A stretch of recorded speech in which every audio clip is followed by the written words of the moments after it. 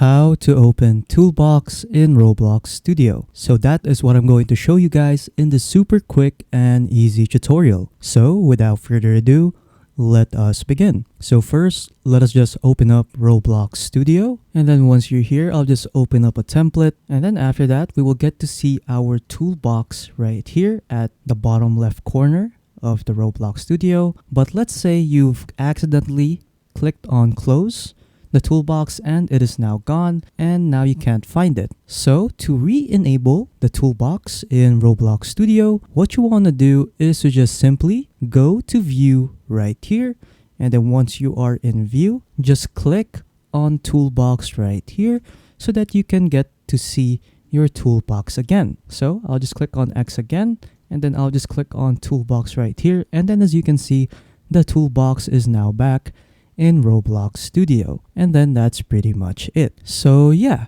that is how you open the toolbox in Roblox Studio.